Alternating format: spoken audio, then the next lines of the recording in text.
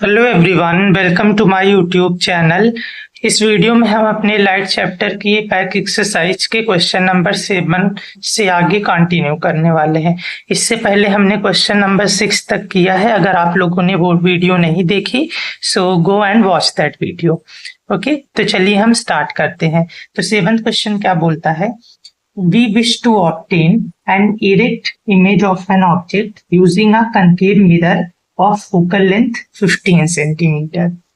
ठीक है, तो आपसे बोला है हमें एक इरेक्ट इमेज चाहिए एक ऑब्जेक्ट की using the concave mirror of focal length 15 centimetre.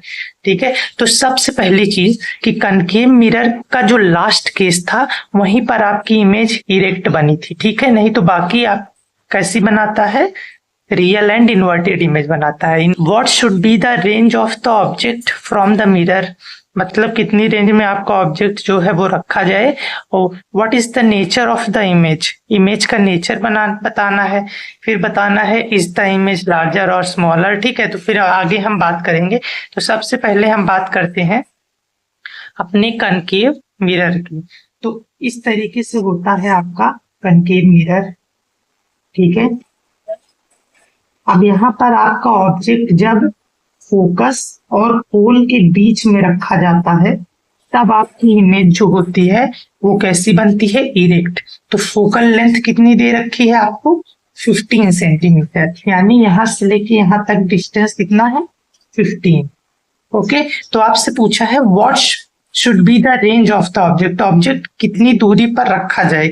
तो देखो यहाँ से लेके यहाँ तक 15 है और इसी के बीच में रखना है, तो हम लिखेंगे रेंज। रेंज क्या होगी, बिटवीन 0 to 15 सेंटीमीटर। ठीक है, 0 से लेकर 15 सेंटीमीटर तक उसकी रेंज होगी। है, यहाँ 0 है और यहाँ से लेके यहाँ तक 15, तो इसके बीच में कहीं लाई होगी। सो 0 to 15। उसके बाद आगे क्या बोला है, what is the nature of the image, image कैसी बनी है उसका नेचर बताना है। सो नेचर क्या होगा, इरेक्ट है तो कौन सा, virtual and erect. Virtual and erect हो गया इसका नेचर। आगे क्या बोला है, इज द इमेज लार्जर और स्मॉलर देन द ऑब्जेक्ट। अब जो आपकी इमेज बनी है वो बड़ी बनी है या छोटी बनी है ऑब्जेक्ट से। तो आपको पता है कि जब इस तरीके से होता है लास्ट केस तो वहां पर इमेज आपकी यहाँ पर ऐसी बड़ी सी बनती है। ठीक है, draw a ray diagram to show the image formation in this case. तो आपकी जो इमेज है वो कैसी बनी है, लार्जर। उसका बेसिकली साइज बताना है तो लिख देंगे larger, larger than object, object से बड़ी।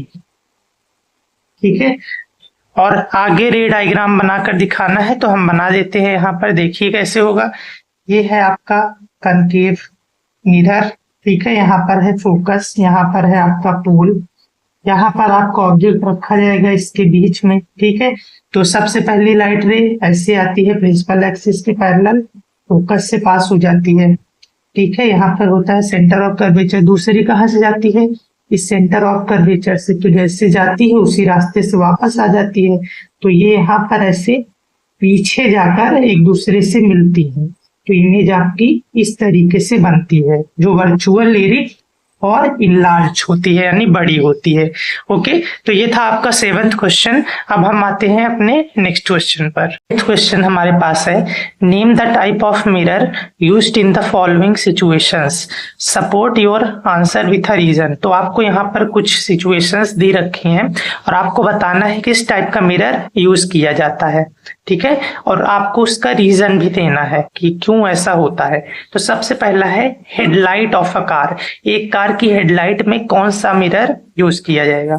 तो आप खुद सोचो, देखो हेडलाइट जो होती है वो गाड़ी की किस तरीके से होती है, ऐसे इस तरीके से होती है। ठीक है, ऐसे गाड़ी में आपकी ये पूरी कार होती है, ऐसे इसमें लगी होती है हेडलाइट। अब देखिए हेडलाइट क्या करती है, आप अगर इसको कहीं पर मान लो देखना है तो वो लाइट को ऐसे भेजेगी। ठीक है, इस तरीके से, यानी लाइट को एक जगह पर क्या करती है, फोकस करती है, एक स्पेसिफिक पॉइंट पे लाइट को फोकस करती है। तो जहां पर भी फोकस करना, इसका मतलब क्या है, कन्वर्ज करना। और आपका कन्वर्जिंग मिरर कौन सा होता है, कनकेव मिरर। तो इस केस में कनकेव मिरर का यूज किया जाएगा, क्योंकि लाइट रे को एक पॉइंट पर ऐसे फोकस करना है। ठीक है, ये था आपका ए पार्ट। अब आते हैं बी पार्ट पर। सो बी पार्ट में है हमारे पास साइड या rear view mirror of a vehicle. तो एक व्हीकल के रियर व्यू मिरर में कौन सा यूज होता है, तो कन्वेक्स मिरर का यूज होता है। क्यों होता है, यहाँ पर मैं आपको बना के दिखाता हूं। तो देखिए, इस तरीके से गाड़ी के सामने आपको पता है, इस तरीके से ऐसे कांच लगा होता है। ठीक है, this is the mirror.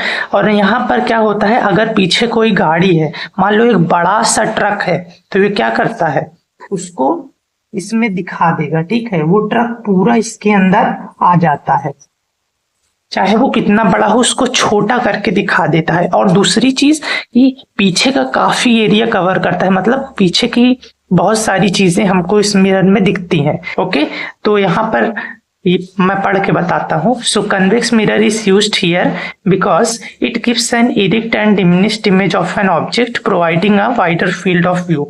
Convex mirror का यूज यहाँ पर किया जाता है ताकि ये ऑब्जेक्ट की एरिक्ट यानी सीधी और डिमिनिश्ड इमेज दे, और wider field of view provide करे, यानी पीछे का बहुत सारा एरिया कवर कर ले। ठीक है, इसलिए यहाँ पर कन्वेक्स मिरर का यूज होता है। अब तीसरी पार्ट क्या है, सोलर फर्नेस। अब सोलर फर्नेस क्या होता है, यहाँ पर मैं आपको बना के दिखाता हूँ। तो देखो, ये कुछ इस तरीके से होता है। ठीक है, यहाँ पर ऐसे मान लो, ठीक है, ऐसे, तो ये सोलर फर्नेस है। ठीक है, तो अब क्या है कि फर्नेस का मतलब होता है भट्टी, यानी जिस पर खाना वाना बनाया जाए। तो यहाँ पर होता है आपका सन, सूरज की रोशनी इस पर ऐसे आती है। ठीक है, और उसको ये क्या करता है, एक पॉइंट पर कन्वर्ज करता है। ठीक है, मान लो ऐसे आई, इस पॉइंट पर भेज दिया, ऐसे आई, इस पॉइंट पर ऐसे आई, एक जगह पर इकट्ठा करता है। तो इस जगह पर इकट्ठा करता है, और यहाँ पर कोई मान लो बर्तन रखा हुआ है, मान लो आप इसमें पानी उबाल रहे हो, तो वो पानी क्या होगा, उबलने लग जाएगा, क्योंकि यहाँ पर सारी हीट को ये एक पॉइंट पर इकट्ठा करेगा। इकट्ठा करेगा मतलब कन्वर्ज करेगा। तो कन्वर्जिंग मिरर कौन सा होता है, आपका कनकेव मिरर। सो इसका आंसर होगा कनकेव मिरर। यहाँ पर यूज होगा to converge the rays of sun at a point, sun की रेस को एक पॉइंट पर कन्वर्ज करने के लिए। ओके, सो ये था आपका 8th क्वेश्चन। अब आते हैं हम नेक्स्ट क्वेश्चन पर।